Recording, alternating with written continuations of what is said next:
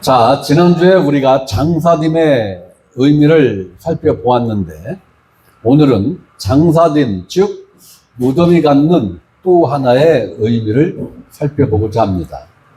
자, 로마서 6장 4절 말씀을 우리 다 같이 한번 읽도록 하겠습니다. 로마서 6장 4절 말씀. 자, 우리 다 같이 읽습니다. 시작.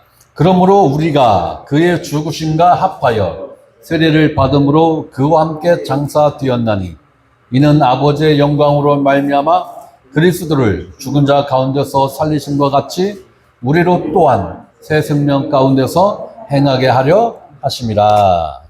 아멘.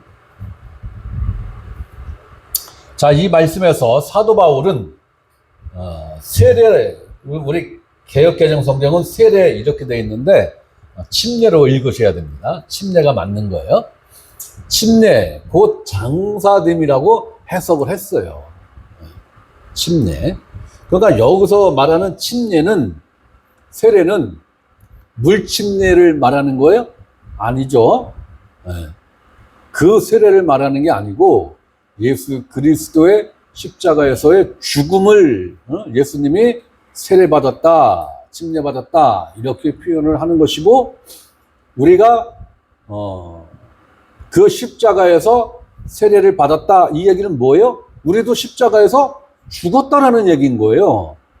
그러면 여기서 사도 바울이 이야기하는 우리도 십자가에서 죽었다라는 것은 우리가 단독으로 십자가에서 죽었다라는 거예요? 아니면 예수 그리스도 안에서 죽었다라는 거예요? 예수 그리스도 안에서 그리스도와 함께 죽었다. 이걸 이야기를 하는 거예요. 그러므로 우리가 그의 죽으심과 합하여, 합하여죠, 그죠? 그러므로 우리가 그의 죽으심과, 여기서 누구의 죽음을 말하는 거예요?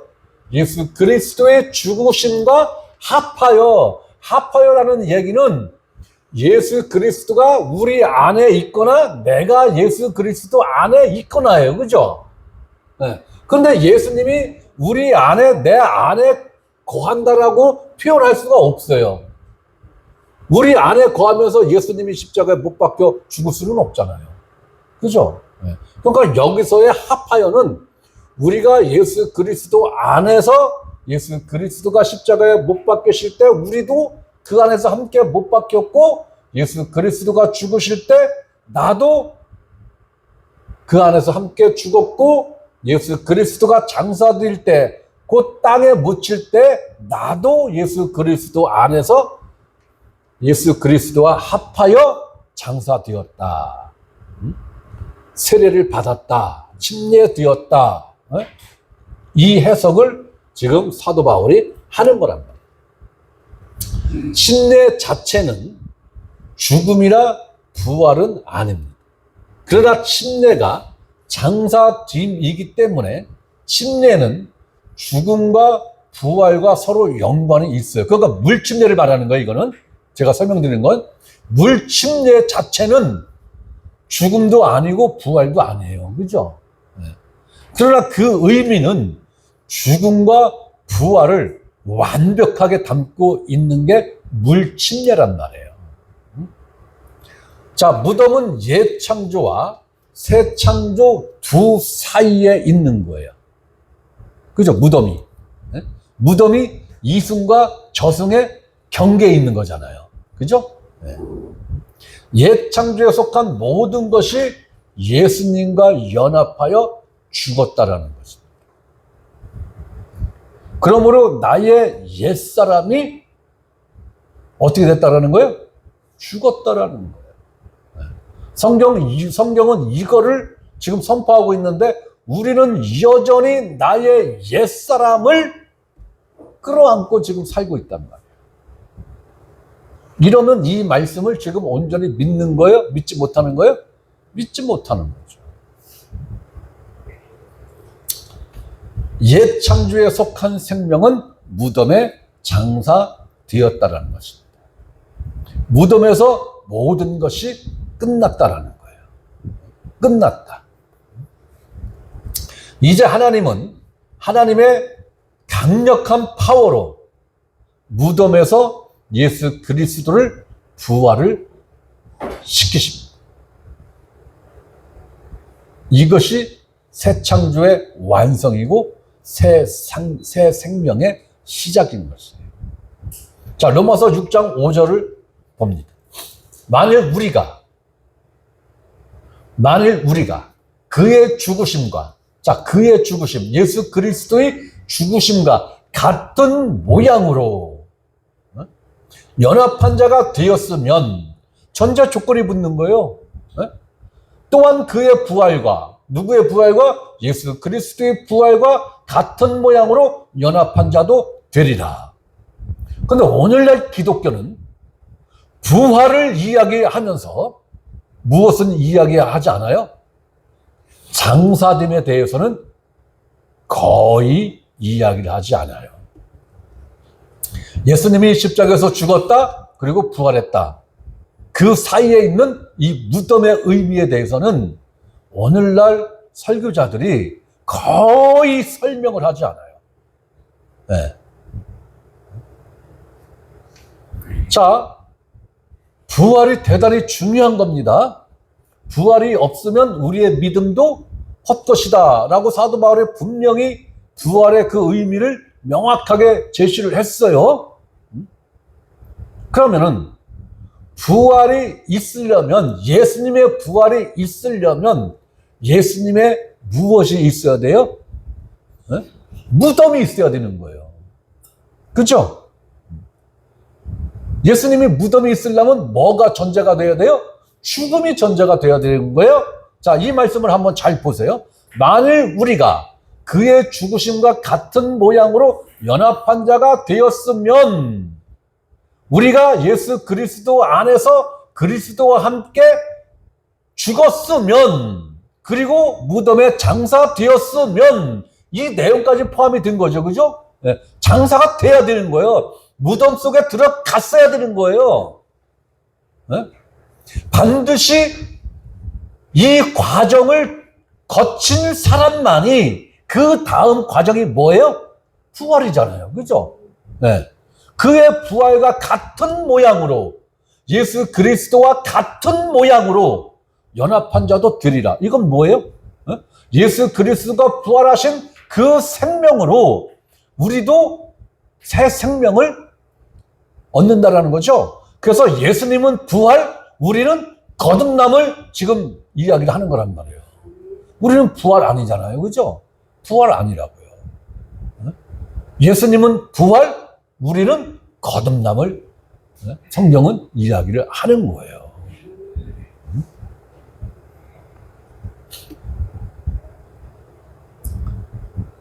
그렇기 때문에 부활의 의미를 알려면 뭐의 의미를 알아야 돼요?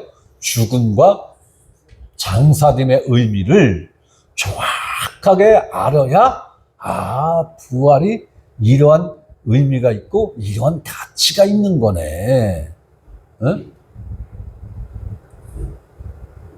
근데 예수 그리스도의 죽음, 오늘날 설교자들은 예수님의 단독 죽음만 이야기하죠. 단독 죽음만 이야기합니다. 예수님의 단독 죽음만. 내가 그리스도와 연합한 죽음에 대해서는 3%의 목사들밖에 이야기 안 해요. 3%의 목사들밖에는 이야기하지 않아요. 나머지 97%의 설교자들은 입도 뻥끗 안 합니다. 그 의미 자체를 몰라요. 의미를 모르니까 말을 못하는 거죠. 그 의미를 아는데도 성도들한테 설명을 안 해준다? 이러면 진짜 나쁜 목사죠. 모르니까 말을 못하는 거예요. 몰라서 말을 못하는 것을 또 뭐라고 하면은 안 되잖아. 그죠?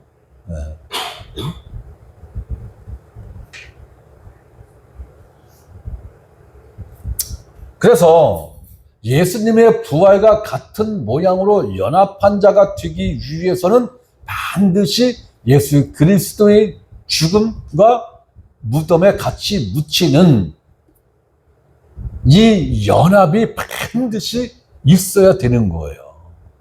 이것 없이 거듭남이 있다? 불가능한 거예요. 그러니까 오늘날 기독교인들은 예수 그리스도와 연합된 죽음과 장사됨의 의미를 단 1도 모르니까 거듭남도 단 1도 모르는 거예요. 거듭남이라는 단어만 알지 그 단어에 담겨져 있는 영적 의미는 단 1%도 몰라요. 그럼 성도들이, 교인들이 거듭남의 의미를 단 1%도 모른다는 얘기는 그 성도들이 속해 있는 그 목사도 거듭남의 의미를 단 1%도 모른다는 얘기죠. 네. 문제의 심각성은 여기에 있는 거예요. 이걸 모르고 목사가 된 거고, 이런 걸 모르고 설교라는 걸 지금 하고 있는 거예요. 네? 아니, 기독교에서 거듭남을 빼면 뭐가 남아요? 뭐가 있어요? 네?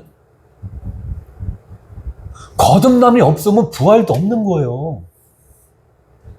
네? 왜? 예수님의 부활과 거듭남은 뗄 수 없는 거예요.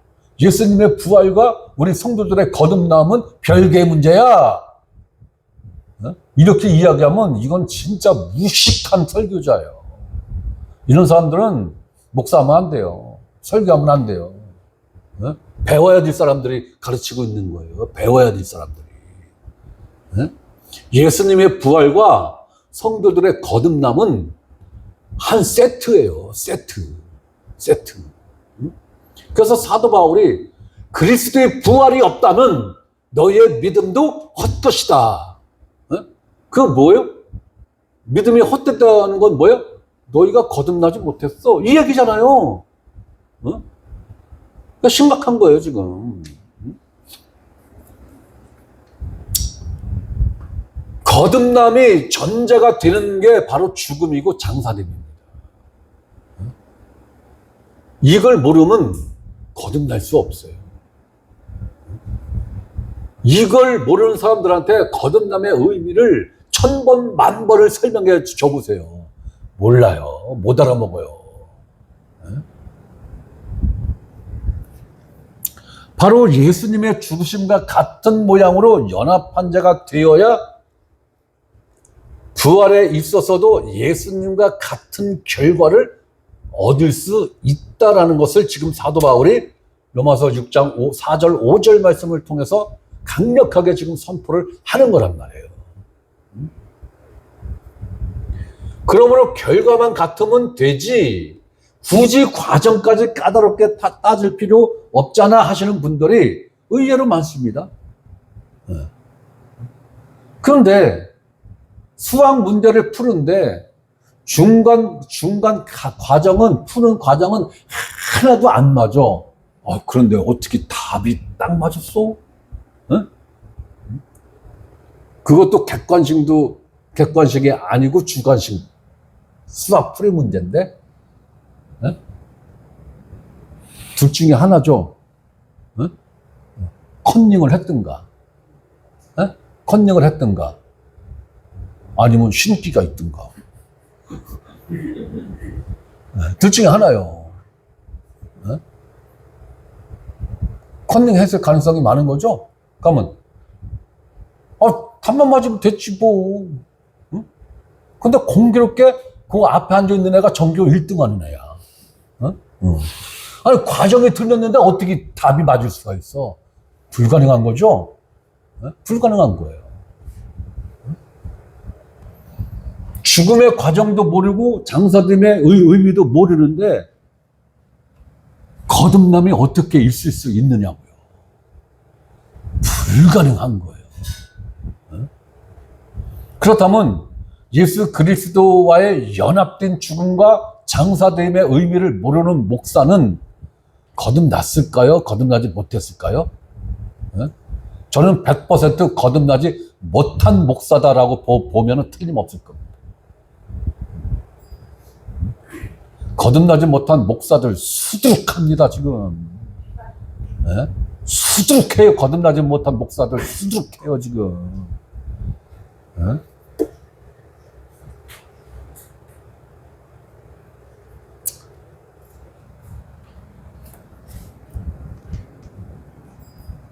로마서 6장 5절에서 하나님은 예수님과 같은 모양의 부활을 갖고자 한다면 그 과정에 있는 죽음도 예수님과 연합한 죽음이고 장사됨도 예수님과 연합된 장사됨이 전제가 되어야 한다라는 것을 지금 명확하게 하나님이 말씀을 하시는 거란 말이에요. 과정도 하나님이 원하는 방법으로 통과해야 결과 또한 하나님이 원하시는 열매가 나온다는 것이 하나님의 원리인 거예요.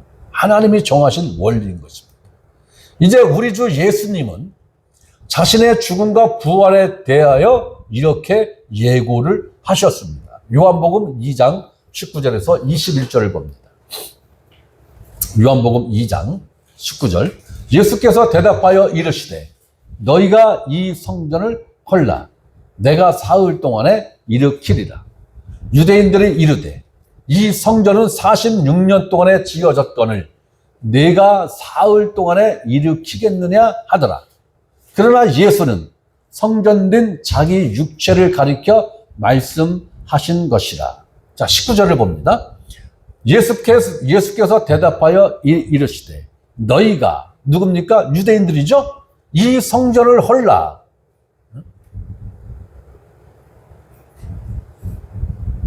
너희가 이 성전을 헐라라고 했을 때 예수님은 그 성전을 예루살렘 성전으로 이야기를 한 건 아니죠. 그런데 유대인들은 예루살렘 성전으로 알아들은 거죠. 네. 자, 이 성전을 헐라.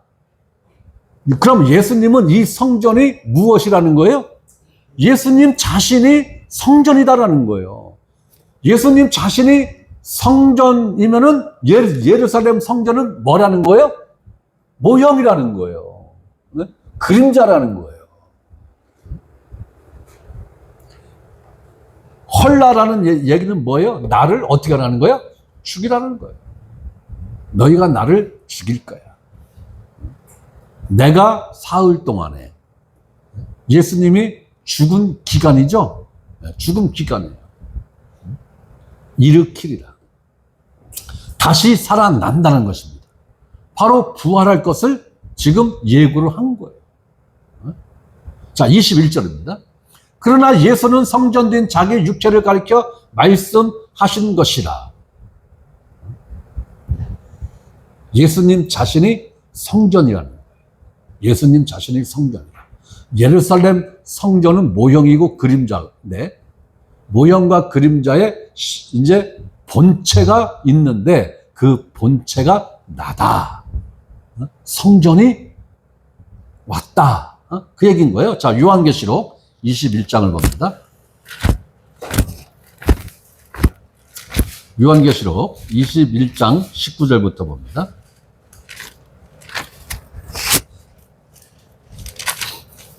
요한계시록 21장 19절.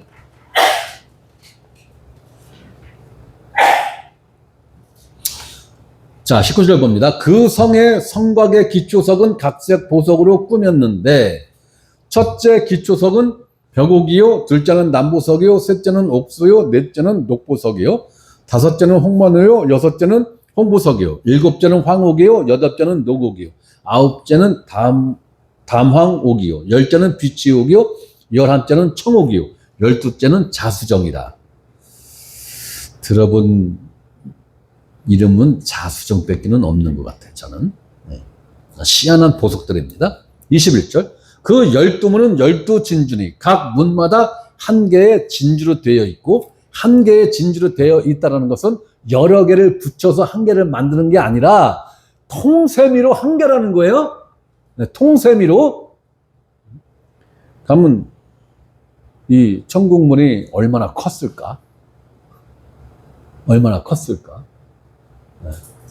그러니까 우리가 생각하는 진주는 조개 뱃속에서 나온 그것만 생각하죠. 예. 하나님은 스케일이 달라요. 예. 이 성문이 얼마큼 크다고 그 수치가 어디 나오는데. 예? 여러분 남대문 보셨어요? 남대문 그거 어마어마하게 크죠. 거기다 누가 불 사질른 적 있죠. 예. 그러면 천국 그 12문이 그 남대문보다 클까요? 뭐 비슷하거나 작을까요? 어마어마하게 크겠죠. 예. 그런데 이러한 12가지 진주가 한 통으로 되어 있다는 거야. 한 통세미로. 예. 10개, 20개, 100개를 붙여서 만든 게 아니고, 예? 하나님의 스케일이 이 정도는 되는 거예요. 자, 21절. 그 12문은 12진주를 각 문마다 한 개의 진주로 되어 있고, 성의 길은 맑은 유리 같은 정금이다. 성 안에서 내가 성전을 보지 못하였으니, 이는 주 하나님 곧 전능하신 이와 및 어린 양이 그 성전이심이니라. 그러니까 우리가 구원 받아서 천국에 가도 예루살렘 성전과 같은 성전이 있어요, 없어요? 없죠. 없어요. 왜? 하나님 보좌와 어린 양 자체가 성전인 거예요. 네. 그 성전이 지금 누구 안에 있는 거예요? 네? 네. 네. 내가 거룩하니 너희도 거룩하라. 네. 성전에다가 자꾸 똥칠을 하면 돼요, 안 돼요? 네? 네. 그런데 옆에 이웃이 자꾸 와서 똥칠을 한단 말이에요. 그러니 열불이 안 나. 그죠? 열불 나는 거야. 가서 그냥 귀샤 내기를, 내갈리고 싶은데, 아이고, 시궁창에, 들어앉아서 너도 들어와, 너도 들어와 하는데, 그거 들어갈 수 있어요? 못 들어가잖아요. 네. 그러니까 안 들어가는 거야. 그러니까 시궁창에서 노는 사람들은 거기서 놀게 놔둬요. 맞장구 치면은 내 몸에 그 시궁창이 다 튄다고. 네. 네. 그러니까 그 원리로 그리스도인들이 살면은 아유 저 바보 천치들 이러는 거란 말이에요. 세상에 볼 때는 바보 천치들로 보이는 거예요. 자, 성 안에서 내가 성전을 보지 못하였으니 이는 주 하나님 곧 전능하신 이와 및 어린 양이 그 성전이시니라. 자, 이 말씀은 요한복음 2장 19절에서 21절 말씀과 이 말씀은 크게 설명하지 않아도 예수님 부활에 대한 말씀이라는 것은 너무나 잘 아는 말씀이죠. 자, 같은 의미의 말씀이 마태복음 12장 40절 말씀에 요나가 밤낮 사흘 동안 큰 물고기 뱃속에 있었던 것 같이 인자도 밤낮 사흘 동안 땅속에 있으리라. 여러분들 이 말씀 잘 보세요. 이거 예수님이 하신 말씀이죠? 네? 자 보세요. 요나가 밤낮 사흘 그럼 밤도 3번 낮도 3번이어야 되는 거죠. 시간만 걸쳐서 3일 이거 아니죠. 밤도 3번 해야 되고 낮도 3번 해야 되는 거예요. 그러면 완벽하게 24시간 일해야 되는 거예요. 그죠? 네? 뱃속에 있었던 것 같이 인자도 예수님도 밤낮 사흘 동안 땅속에 있으리라. 밤낮 사흘 동안 밤도 3번 낮도 3번 해야 되는 거예요. 그죠? 24시간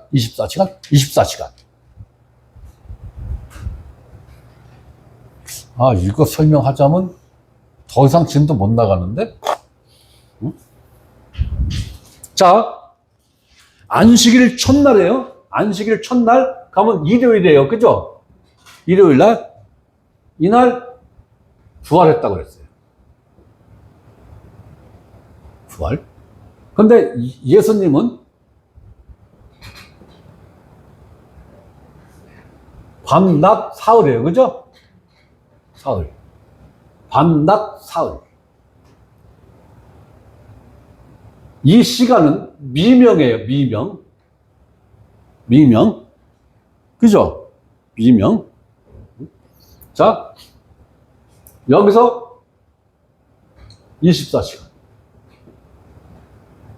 여기서 또 24시간. 여기서 또 24시간. 그죠? 이렇게 돼야 되는 거죠. 밤낮, 밤낮, 밤낮. 그죠? 근데 이날이 금요일이래. 이렇게 알고 있죠, 다. 그죠?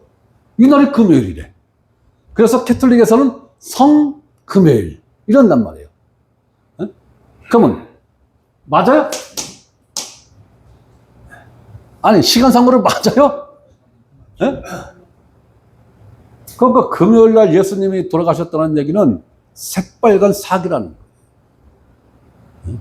아니, 제 얘기가 아니라 예수님이 자기 자신이 땅속에 밤낮, 밤낮, 밤낮 있을 거야 라는 이 말씀이 진리라면 이걸 토대로 해서 이 시간을 추정해 보면은 안 맞잖아요.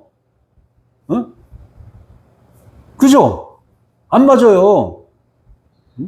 그러니까 금요일 날 철야기도 하면 돼요? 안 돼요? 안 돼요. 안 돼요. 안 되는 거요. 성금요일이 아니요. 무슨 성금요일이요. 개구라친 거지. 구라친 거예요, 이거는. 김구라 이 얘기한 거 아니에요? 자, 그러면 언제가 돼야 돼요?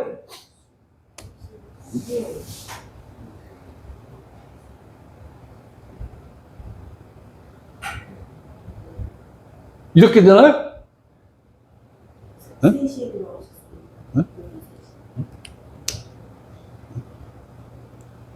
자, 3시에 돌아가셨어요. 그죠? 네.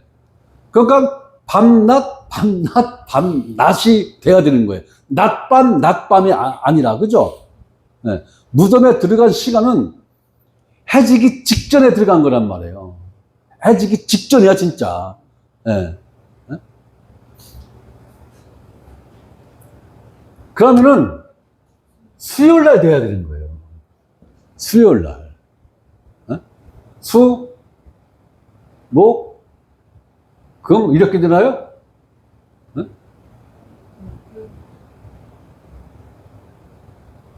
수요일에서 목요일 밤, 목요일 낮 이렇게 되는 거죠. 그죠? 목요일 밤, 금요일 낮 이렇게 되는 거죠. 금요일 밤, 토요일 낮 이렇게 되면은 오후 3시에서 6시 요 직전에 무덤에 들어갔다고 보면 맞는 거거든요.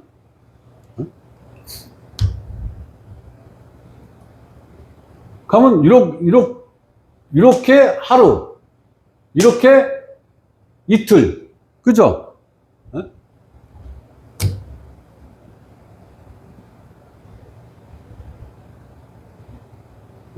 토요일 밤.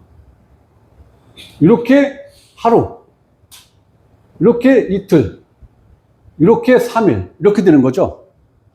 네. 그래서 일요일 언제? 미명은 뭐예요? 밤도 아니고 낮도 아니고. 네. 어쨌든 밤은 지난 거예요, 그죠? 한국식 표현으로 생각하면 새벽이란 말이에요. 아주 그것도 이른 새벽. 자, 그러면 예수님이 수요일 날 돌아가신 거예요. 시간을 따지면은. 그래서 수요 예배 여러분들 빠지면 안 된다고. 성수요일이라고. 이제 순복음 생명교회는 성수요일을 선포합니다. 성수요 예배 모임을 하는 거예요. 그러면 오늘 모임이 중요할까? 수요일 날 모임이 중요할까? 수요일 모임이 중요하다는 걸 내가 강조하고 싶은 거야. 내가 이제 내일 모레 글피서부터 볼 거예요. 이제.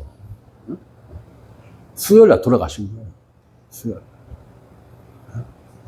시간을 따져보면은 이게 얼추 맞아요. 아주 정확하다고는 내가 말씀을 못 드리겠는데, 그래도 캐톨릭 쪽에서 주장하는 것보다는 이게 신빙성이 조금은 더 있어. 이게. 이해 되시죠?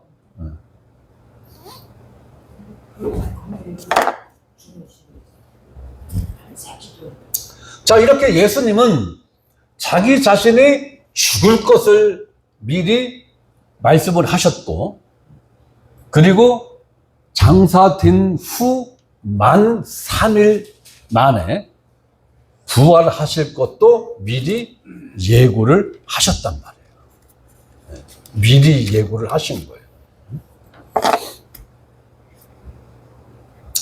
이 말씀은 예수님이 무덤에 장사되고 밤낮 사흘 동안 땅속에 있은 후에 부활하실 것을 말씀을 하신 거고, 고린도전서 15장 3절 4절 말씀을 보면 이는 성경대로, 여기서 말하는 성경은 구약 성경을 말하는 거예요? 신약 성경을 말하는 거예요?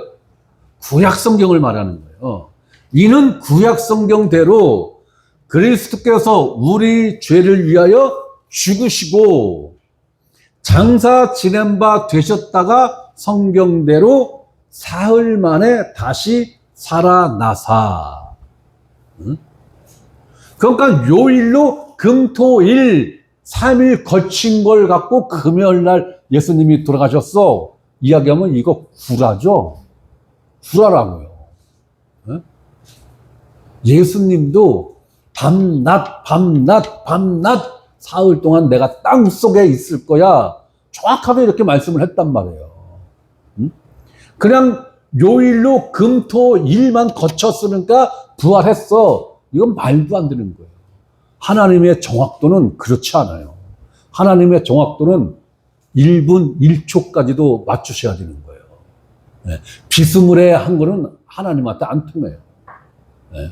하나님이 설정해 놓은 그 시간표에 1분 1초까지도 정확하게 맞춰서 성취를 하시는 분이 하나님이라고요. 자, 고린도전서 15장 20절. 그러나 이제 그리스도께서 죽은 자 가운데서 다시 살아나사 잠자는 자들의 첫 열매가 되셨도다. 예수님은 자신의 죽음에 대하여 제3자가 자신의 생명을 빼앗아 가는 것이 아니라 스스로 자신의 목숨을 내놓는다고 말씀을 하신단 말이에요. 우리가 얼뜻 보기에는 로마 군병들에 의해서 처형됐다, 이렇게 이 형식을 갖췄는데, 하나님께서 말씀하시는 메시아의 죽음은 제3자가 빼앗아가는 게 아니라 메시아 스스로 자기 자신의 생명을 하나님의 제물로 스스로 내놓았다는 것을 이야기를 한단 말이에요. 자, 요한복음 10장 17절 18절을 봅니다. 요한복음 10장 17절. 내가 내 목숨을 버리는 것은 이 이야기는 뭐예요? 예수님 자신 스스로가 자기 생명을 버린다는 거잖아요. 그죠? 네. 그것을, 자신이 버리는 생명을 내가 다시 얻기 위함이니. 그러면 예수님이 버린 생명을 예수님이 다시 얻은 그걸 뭐라고 우리가 이야기를 하는 거예요? 부활이다. 그걸 하는 거잖아요. 자, 18절. 이를 내게서 빼앗는 자가 있는 것이 아니라, 무엇을? 예수님의 생명을 내게서 빼앗는 자가 있는 것이 아니라 내가 스스로 버리노라. 나는 버릴 권세도 있고 다시 얻을 권세도 있으니. 자, 예수님에게는 자신의 생명을 버릴 권세도 있고 다시 얻을 권세도 있다라고 하는데 우리에게는 이런 권한이 있어요, 없어요? 없어요? 아니, 버릴 권세는 있잖아. 아니, 얻을 권세는 없어도, 버릴 권세는 있잖아. 없는 거예요. 버릴 권세와 얻을 권세는 오직 누구에게만 있는 거예요? 창조주에게만 있는 거예요. 창조주에게만. 피조물에게는 생명을 얻을 권세 없어요. 버릴 권세 더더욱이나 없어요.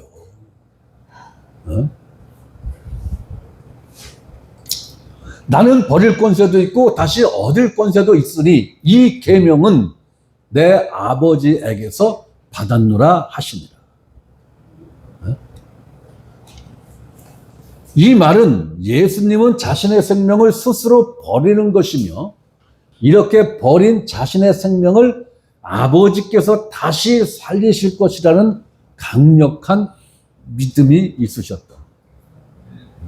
그럼 이 설계를 누가 했어요? 하나님과 예수님이 한 거예요. 자, 요한복음 19장 30절. 예수께서 신포도주를 받으신 후에 이르시되 다 이루었다 하시고 머리를 숙이시니 영혼이 떠나가시니라.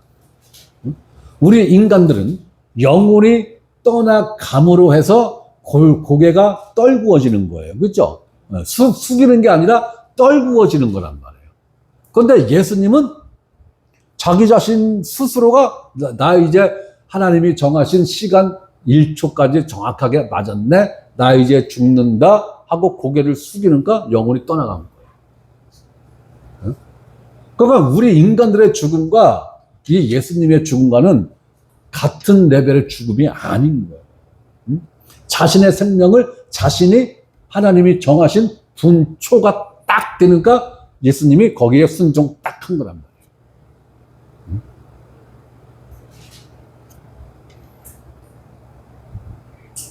여러분들 임종 직전에 이거 흉내내시면 안 됩니다. 안 죽어요. 안 죽는다고. 우리는 영혼이 떠남으로 고개를 떨구는 거예요.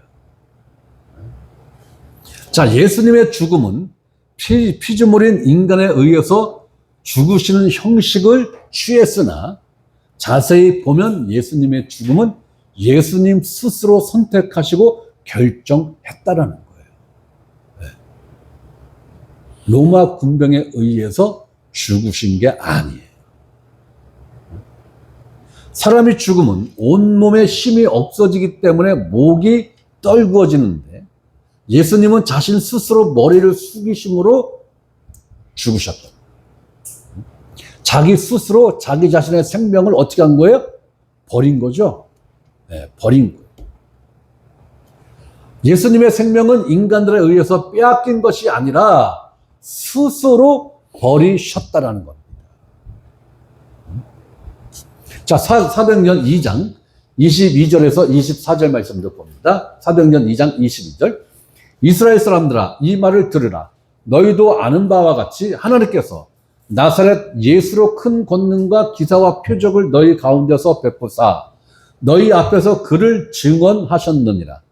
그가 하나님께서 정하신 뜻과 미리 아신 대로 내준 바 되었거늘 너희가 법 없는 자들의 손을 빌려 못 박아 죽였으나 형식은 이거였죠. 그죠? 형식은 이거였단 말이에요. 24절. 하나님께서 그를 사망의 고통에서 풀어 살리셨으니 이는 그가 사망에 매여 있을 수 없습니다. 그래서 예수님은 자신에 대하여 이렇게 또 선포를 하셨어요. 요한복음 11장 25절 26절 25절입니다. 예수께서 이르시되 나는 부활이요 생명이니 나를 믿는 자는 죽어도 살겠고 여러분들은 확실하게 죽었다가 살아나셨습니까?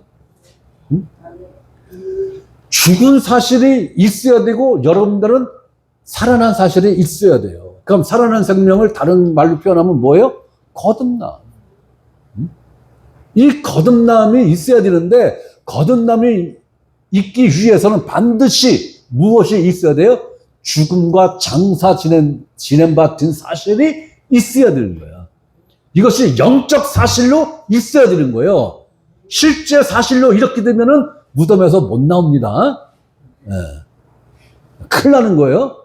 아, 우리 목사님이 죽어야 된다고 그랬어. 나 거듭나려면 죽고 장사돼야 된다고 그랬어. 실제로 여러분들 목숨 끊으면 절대로 거듭나지 못합니다. 영적 죽음을 말하는 거예요. 영적 죽음. 26절. 무릇 살아서 나를 믿는 자는 영원히 죽지 아니하리니.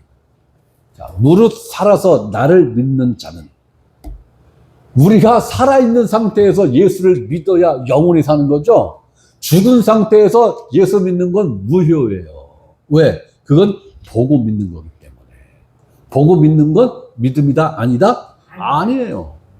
성경에서 요구하는 믿음은 보지 않고 믿는 믿음이에요. 귀로 듣고 믿는 믿음이라야 하나님이 인정이 되는 믿음이란 말이에요. 네? 무릇 살아서 나를 믿는 자는 영원히 죽지 아니하리니 이것을 네가 믿느냐? 네? 무엇을 믿으라는 것입니까? 여러분은 어떠한 예수를 믿고 있어요? 부활하신 예수님을 믿고 있습니까? 아니면 부활이신 예수님을 믿으십니까? 부활하신 예수님을 믿는 거예요? 아니면 부활이신 예수님을 믿어야 되는 거예요?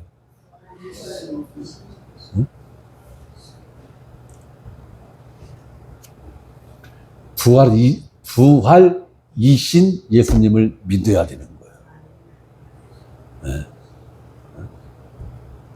부활 그 자체이신 예수님을 믿어야지, 예수님이 부활했네? 부활한 예수를 믿는 게 아니에요. 부활이신, 부활 자체이기 때문에 부활하신 거란 말이에요.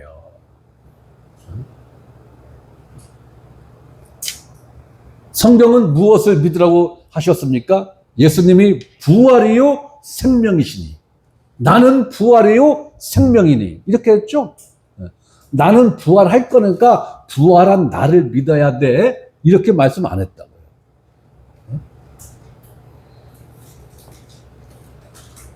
예수님이 부활이요 생명 그 자체라는 것을 믿으라는 거예요.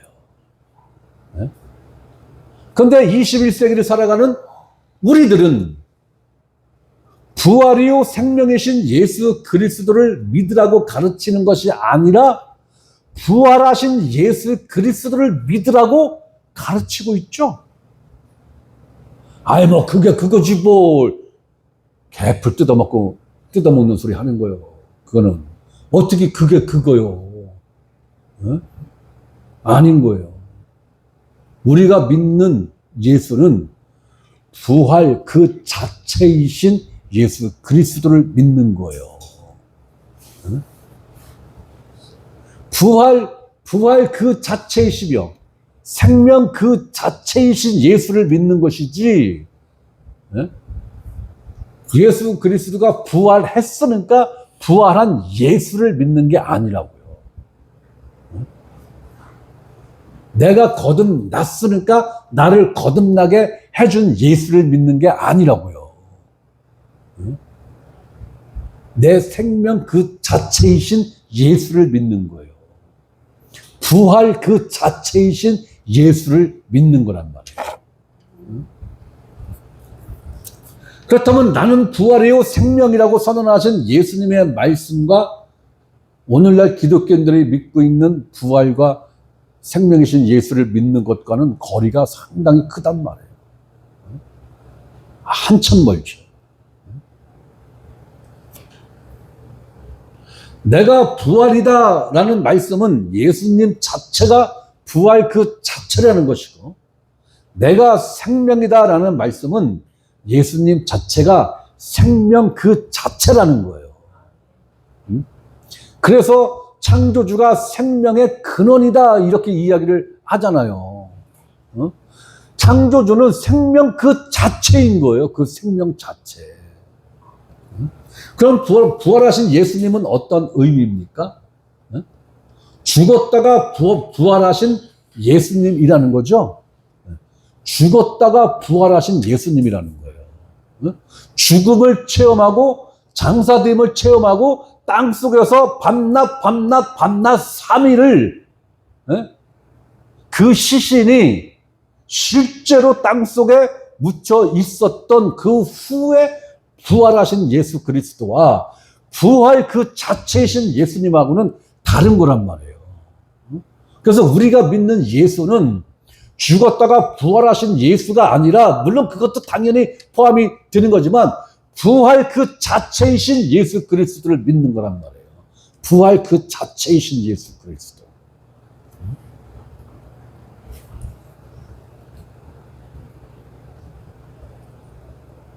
만약에 부활하신 예수님을 믿는다라고 한다면 부활 자체가 아닌 부활 자체인 예수가 아닌 부활했으니까 우리가 믿는 예수라면 그 예수는 다른 사람을 못 살려.